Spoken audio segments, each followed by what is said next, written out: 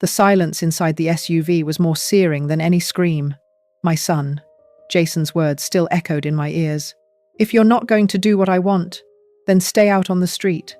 Get lost.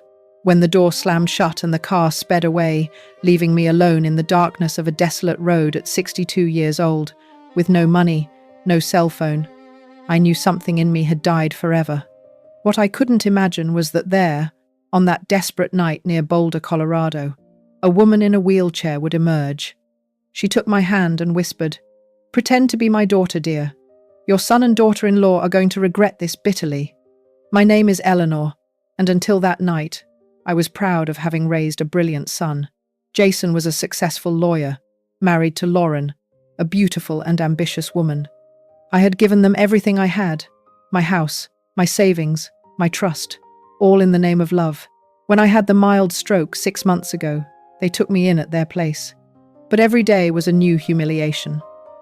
I heard Lauren complaining about the extra work, the cost of my medications, the space I was taking up in their luxurious condo in New York City. That afternoon, we had gone out for what Jason called a special drive. We drove for hours. I was confused, but happy to be out of the house after weeks of confinement.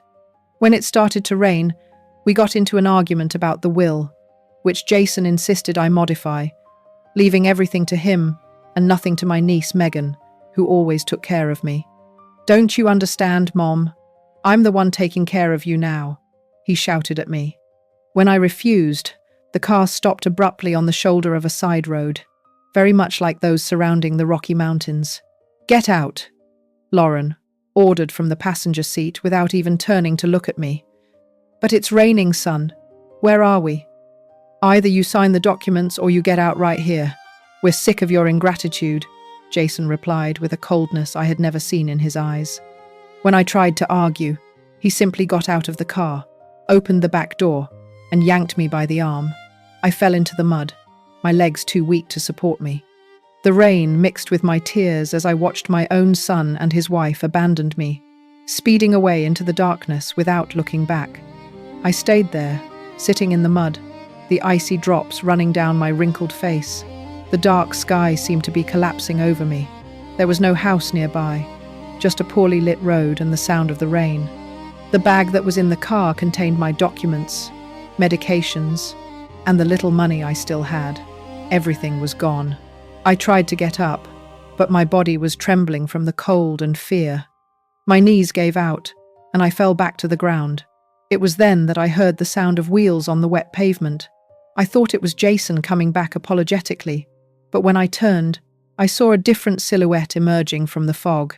It was an older lady in an electric wheelchair protected by a transparent raincoat. Behind her, a tall man held a huge umbrella. She stopped in front of me, her piercing eyes fixed on my desolate face. "It was your son, wasn't it?" she asked with a firm voice that contrasted with her fragile body. I couldn't answer. I just nodded my head as the tears continued to fall. "Come with me," she told me. "Pretend you are my daughter. Your son and daughter-in-law are going to regret bitterly what they did today." "Who are you? How do you know?" I stammered, confused and scared. She smiled, a smile that combined wisdom and determination. "My name is Vivian Riley, and I recognize abandonment when I see it. Come on, before you catch pneumonia." The man accompanying her approached, extending his hand to help me. I hesitated for a moment, but what did I have to lose? I was alone, penniless, without documents, without medicine, abandoned in the rain. I took the extended hand, and he helped me up. "This is Harrison, my assistant," Vivian explained. "My car is right there. You'll be fine now," as Harrison guided me toward a black car parked a few feet away. I looked at Vivian and saw something in her eyes that sent a chill down my spine. It wasn't just kindness. It was a steely determination, as if she knew exactly what she was doing and why. I had no idea that night would mark the beginning of such a profound transformation in my life, nor that this mysterious woman in her wheelchair held secrets that would forever change my understanding of family, revenge, and above all, myself. The interior of the car was luxurious and warm, a shocking contrast to the mud and rain that covered me. Harrison tucked a blanket over my trembling legs, while Vivian watched me with unsettling intensity. "Where are we going?" I asked. My voice was still shaking. "To my house," Vivian replied. "Don't worry, you will be safe there." I looked out the window, watching the desolate road disappear as we followed a route I didn't know. It was strange how in a matter of minutes my life had taken such a radical turn. Suddenly I realized I was in a car with strangers, with no one in the world knowing where I was. "Why are you helping me?" I asked. "Because I know what it feels like," she said simply. "I know what it is to be discarded by the one who should protect you." Harrison kept his eyes on the road, impassive, as the car cut through the storm. After about 30 minutes, we turned onto a private road that climbed up a hill. When the headlights illuminated what was ahead, my breath caught. It was an imposing colonial revival-style mansion with large windows and a majestic entrance. The kind of place you see in movies set in Virginia, not in real life. Harrison parked under an elegant portico and got out to open the door for Vivian, activating the mechanism that lowered the platform for her wheelchair. "Let's go inside," she told me. "There are dry clothes waiting for you and a room prepared." The interior of the mansion was even more impressive. Marble floors, crystal chandeliers, antique furniture that seemed to have stories to tell. A housekeeper greeted us at the door, showing no surprise at seeing me soaked and confused. "Anna, this is Eleanor," Vivian announced. "She will be staying with us for a while. Prepare a hot bath and take her to the blue room, please." Anna nodded and guided me up a magnificent staircase. I followed in silence, still too stunned to ask questions. The room was spacious and elegant, with a huge bed and windows overlooking a garden I could barely make out in the darkness. The hot bath was a balm for my aching body. I found silk pajamas on the bed and soft robes in the closet. Everything there seemed to have been prepared for my arrival, as if it were expected. This feeling gave me the chills. When I went back downstairs, I found Vivian in the living room, next to the lit fireplace. Her wheelchair was positioned strategically in front of the flames, and she was watching the fire with a thoughtful expression. "Sit down, Eleanor," she told me, indicating an armchair beside her. "Anna will bring tea and something to eat." I obeyed, still feeling like I was in a strange dream. "How do you know my name?" I asked, realizing I had never introduced myself. Vivian smiled. "I know many things about you. Your son, Jason, your daughter-in-law, Lauren, the house you gave them, the stroke you had 6 months ago. I even know about your niece, Megan, whom Jason wants to exclude from the will." I'm speechless. "How is that possible?" "I have my methods," she replied vaguely. "The important thing is that I know you don't deserve what they did, and believe me, they are going to pay for this." "I don't want revenge," I murmured, although a part of me didn't believe my own words. "I just want to understand why my own son—" "Money and power change people, Eleanor," Vivian interrupted, "but not always for the better. Jason and Lauren think they can do whatever they want without consequences. We are going to show them they are wrong." Anna came in with a tray of tea and cookies. As she served, I observed Vivian more closely. Despite the wheelchair, there was something undeniably powerful about her. Her grey hair was impeccably styled. Her clothes were elegant, and her hands, though wrinkled, sported discreet but visibly expensive jewelry. "Who are you, really?" I asked when Anna left. Vivian took a sip of tea before answering. "I am someone who learned that justice doesn't always come through conventional channels. And tomorrow, you are going to discover exactly what that means." That night, lying in the luxurious bed of that mysterious mansion, I couldn't sleep. The image of Jason abandoning me in the rain mixed with Vivian's enigmatic face and her unsettling words. Something told me my life would never be the same, and I was right. The following day, at dawn, I woke up disoriented. For a moment, I thought I was home, that the whole nightmare of the night before had been just a bad dream, but the elegant and unfamiliar room around me confirmed the harsh reality. My son had abandoned me on a desolate road, and now I was in the mansion of a stranger who seemed to know too much about my life. I found new clothes folded over a chair, all in my size, which only added to the mystery. I put on a simple but elegant outfit, and went downstairs, following the smell of fresh coffee. Vivian was in the dining room, her wheelchair positioned at the head of a long, polished table. Harrison stood behind her like a silent, watchful shadow. When she saw me, she smiled. "Good morning, Eleanor. I hope you slept well." "I confess not much," I replied honestly, sitting down where she indicated. "I have many questions, and you will have answers," she assured me as Anna served coffee and a full American breakfast. "But first, we need to resolve more urgent matters. Your documents, for example. They were in my purse in Jason's car." "I have already provided second copies," she stated casually, as if she were talking about the weather. "How?" "That's impossible in such a short time." She smiled again. That mysterious smile that was starting to bother me. "I have connections and money, two things that make life much easier, Eleanor." I observed her more closely as we ate. There was something familiar about her, although I was sure I had never seen her before. "Jason must have noticed my absence by now," I commented. "Don't worry about that. He won't be looking for you." "How can you be so sure?" Vivian gestured to Harrison, who immediately took a tablet and handed it to me. On the screen, there was a text message sent from my number to Jason. "Son, I caught a ride with a friend. I'm going to stay with her for a while. I need to think about everything. Don't look for me. But I don't have a cell phone. Mine was in your purse." "I know," Vivian completed. "That text was sent from a new number registered in your name, but which Jason doesn't know. He's going to think you changed phones." I was speechless at the level of planning. "Why all this effort? Why do you care what happened to me?" Vivian set her silverware aside and faced me with an intensity that made me shiver. "Because Jason and Lauren are not the first people to abandon someone vulnerable out of greed. And I swore that as long as I lived, I would use my resources to ensure that people like them faced the consequences of their actions." After coffee, Vivian invited me for a walk through the mansion's gardens. Harrison pushed her wheelchair while I walked beside her, still assimilating everything that was happening.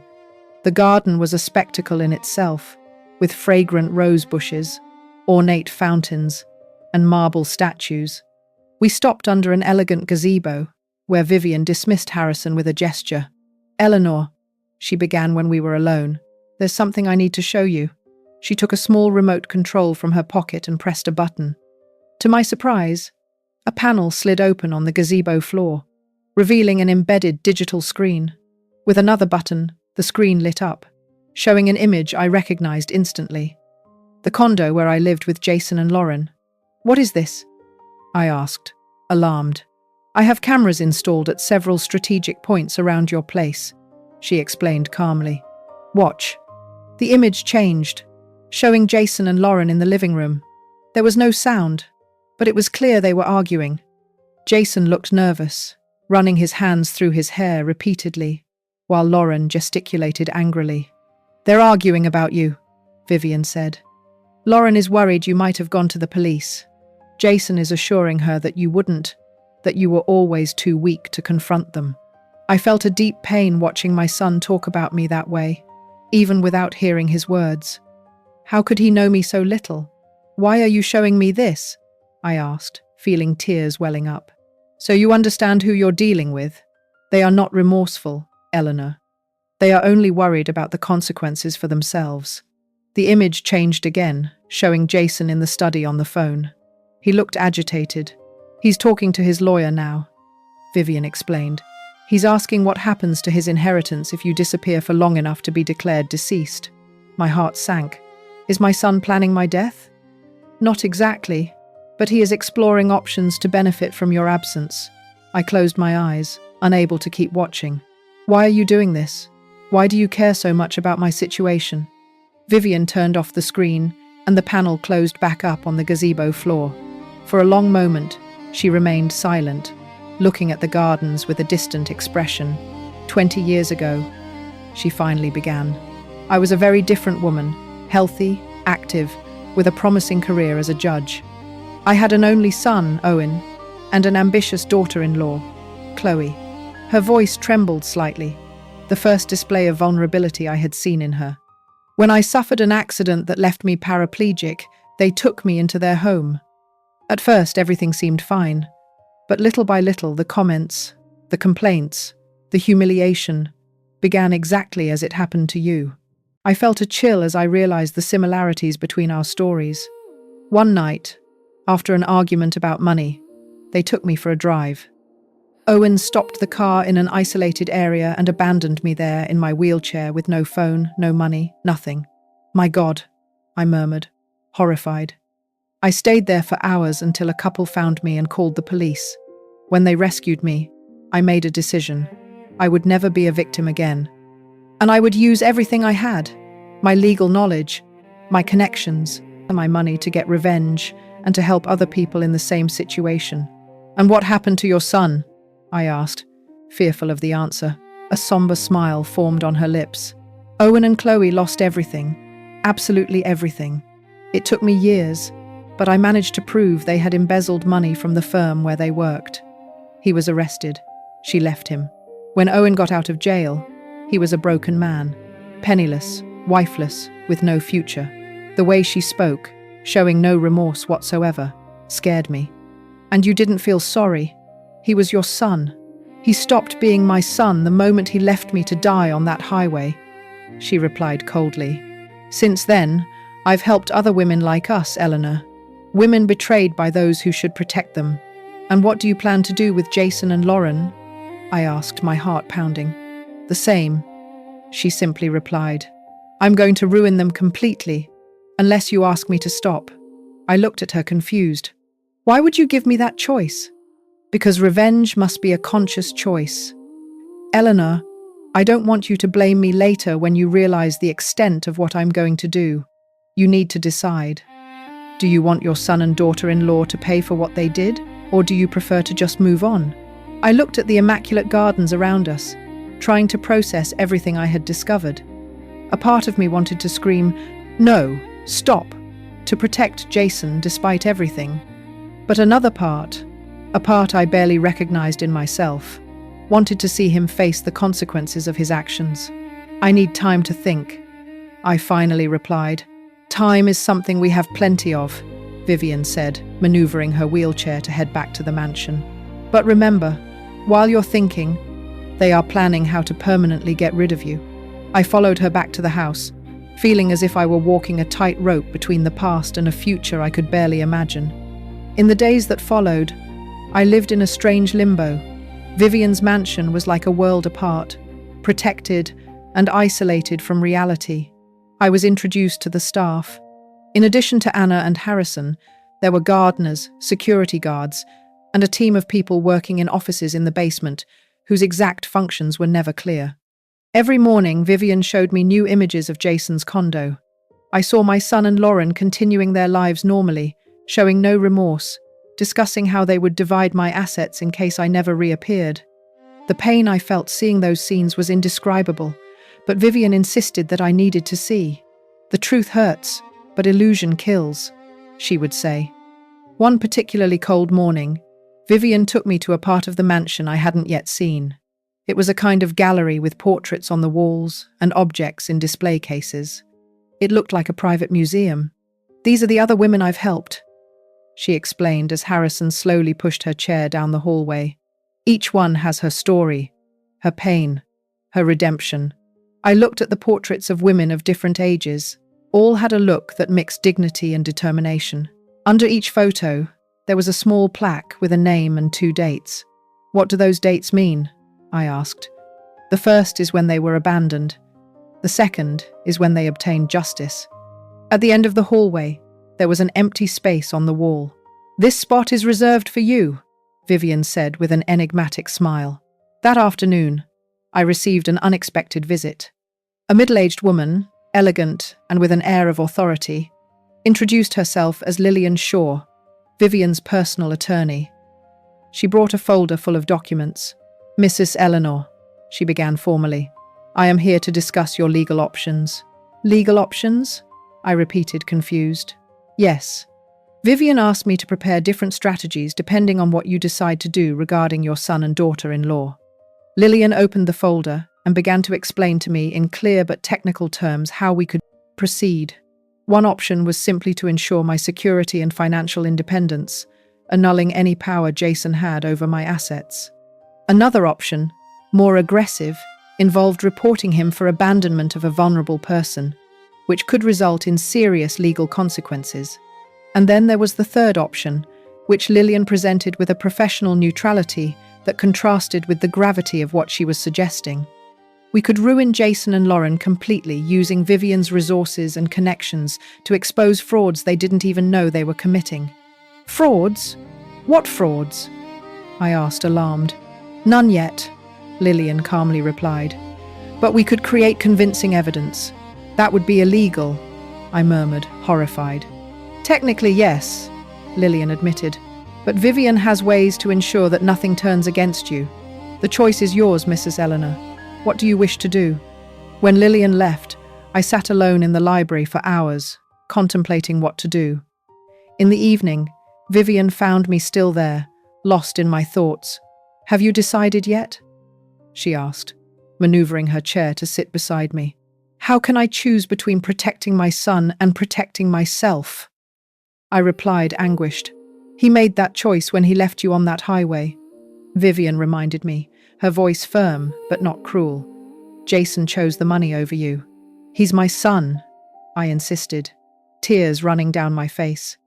Despite everything, Vivian took my hands in hers. And it was precisely because he was your son that the betrayal was so painful. Eleanor, you are not choosing between him and you. You are choosing between continuing to be a victim or taking the reins of your life again. What if I choose to do nothing? What if I just want to leave to start over somewhere else? Then I will respect your decision, she said. I will provide you with a place to live, comfortable and safe. But Jason and Lauren will continue to believe they can do what they did without consequences, and they will do the same to others. If this story has touched you, please subscribe to the channel and share the video to help me grow and develop better. That night was the hardest since I arrived at the mansion. I dreamed of Jason as a boy, his smiling little face when I took him to school, his first lost tooth, his graduation, his wedding. How had we arrived at this point? Where had I gone wrong? The next morning, I made my decision. I found Vivian in the garden admiring the roses that were beginning to bloom with the approaching spring. I want them to know what they did, I said, my voice firmer than it had ever been. I want them to feel the weight of their actions, but I don't want to destroy them completely. Vivian studied me for a moment as if evaluating my resolve. Are you sure? Clemency can be interpreted as weakness. It's not clemency, I corrected. It's a choice. My choice. I want Jason and Lauren to lose what they value most. Money, status. But I want to give them the chance to rebuild their lives as better people. The chance they didn't give me. A slow smile formed on Vivian's face. You are stronger than you imagine, Eleanor, and wiser than I was when I was in your place. That same afternoon, Lillian returned with new documents. The plan was simple but ingenious. We would reveal that Jason had committed professional negligence in a few cases, enough to tarnish his reputation and make him lose important clients, but not enough to be jailed or disbarred. As for Lauren, we would discover and expose some accounting manipulations she was doing at the firm where she worked. Again, enough for a demotion and loss of prestige, but not for her termination. And the condo? Lillian asked. Technically, it is still yours. I want it back, I replied without hesitation. Not to live in, but to sell it and donate the money to organizations that help abandoned elderly. Vivian nodded in approval. An excellent choice. And where do you plan to live? That was a question I didn't have an answer to. I don't know. Maybe rent a small apartment, something I can maintain with my pension. I have a better proposal, Vivian said. Stay here. Become part of what I've built. Help me find and assist other women like us. I looked around at the imposing mansion, at the meticulously cared-for gardens, at the empire Vivian had built from her own pain. It was tempting but terrifying. Why me? You barely know me. I know enough, she replied. I saw how you reacted when you faced the betrayal. I saw the compassion in your eyes, even when you spoke of punishing your son. You have the balance that I lack, Eleanor. I tend to go too far. Perhaps you can teach me to find a middle ground. The proposal took me by surprise. I need to think about it. Naturally, she nodded. But while you're thinking, there's something I want to show you. Something that might help with your decision. Vivian took me to a room I hadn't yet seen on the mansion's second floor. It was a large space with several tables and computers where some people were working intently. On the walls, there were screens showing images of different places, residences, offices, streets. This is our operations center, she explained. From here, we monitor the cases we take on. On one of the screens, I recognized Jason's condo. On another, I saw his law office. A third showed the firm where Lauren worked. We began implementing the plan this morning, Vivian said. The first step was to send an anonymous email to Lauren's boss suggesting he check certain discrepancies in the accounts she manages. I watched, fascinated and horrified at the same time, as Vivian showed me how the plan would be executed in the coming days. It was like attending a play where I knew the ending but not the details of how we would get there. And now, she said, guiding me toward a separate table, we are going to prepare for your reappearance. My reappearance? Yes, when everything is in motion, you will return. Not as the fragile, dependent mother they abandoned, but as an independent, self-assured woman. This is crucial for the final phase of the plan. What is it? The confrontation, Vivian replied, her eyes gleaming.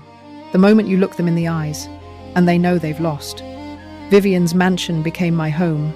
In the following months, I learned to navigate it as if I had always lived there, discovering its secrets and understanding its greater purpose. Every room, every object, seemed to hold a story. Stories of women like me who had been abandoned and then rescued. Lillian, the lawyer, became a constant presence. She briefed me on legal matters and helped me understand each stage of the plan that was being meticulously executed. The operations center was like an anthill with people working day and night, monitoring Jason and Lauren, collecting information, planting small seeds of chaos in their lives. The secret, Vivian explained one afternoon, is never to make it look like there's a plan. Every setback must appear to be coincidence, bad luck, or the natural consequence of their own actions. And so it was. First, small setbacks began to affect Jason at work. An important email that never arrived, a client who inexplicably cancelled, a file that disappeared from the system. Nothing catastrophic, just enough to make him nervous, irritable. As for Lauren, the discrepancies in her accounts were discreetly pointed out to her supervisor. They weren't actual frauds. Vivian made sure no one was falsely accused of a crime, but minor inconsistencies that suggested incompetence, not dishonesty. Why not just reveal that they abandoned me? I asked once. Wouldn't that be enough to ruin their reputations? It would be your word against theirs, Lillian explained. And unfortunately, our society still tends to discredit older people, especially women.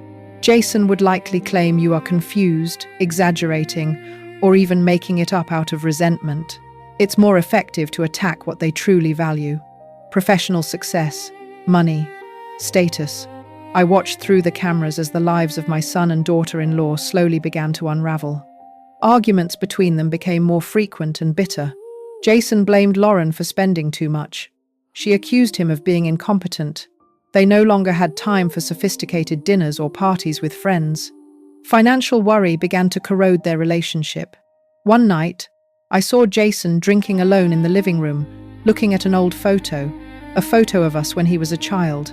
For a moment, my heart sank. That was still my son, no matter how much he had hurt me. I wondered if I was going too far. Doubts are normal, Vivian said, noticing my hesitation. But remember, we are not destroying Jason. We are giving him the opportunity to rediscover his values. Meanwhile, my own transformation continued. Lillian had recovered my documents and bank accounts. I now had access to the resources Jason tried to take from me. Furthermore, Vivian insisted that I consult medical specialists to properly treat the after effects of my stroke. You have been neglected for too long, she said. With the right treatment, physical therapy, and correct medication, my mobility and energy improved significantly. I also began working with a psychologist, Dr. Ellis. I process everything that had happened, the abandonment, the anger, the guilt I still felt for punishing my son. True healing comes when you understand that you are not taking revenge. Doctor Ellis said during one of our sessions, "You are restoring balance." 3 months passed like this, with Jason and Lauren facing increasing professional and financial difficulties while I strengthened physically and emotionally. Then the day Vivian had planned from the beginning arrived, the day of the confrontation. "Are you ready?" she asked when I entered the dining room that morning. I took a deep breath. "I think so. It's not necessary to be sure," she said gently. "Fear is natural. But remember, you are no longer the woman they abandoned on that highway." The plan was simple. Jason and Lauren had put the condo up for sale, my home, which I had given them, to cover their rising debts. Lillian had arranged for me to appear as a potential buyer, accompanied by Vivian. Harrison drove us in a different car, more discreet than Vivian's usual limousine. Throughout the ride, I tried to calm my racing heart. I would see my son again after months, but in circumstances he could never imagine. We arrived promptly at the appointed time. The house, which I knew so well, looked different now, colder, less cared for. Harrison helped Vivian with the wheelchair while I waited, wearing sunglasses and an elegant hat that partially hid my face. The realtor greeted us at the door. "Mrs. Riley," she greeted Vivian.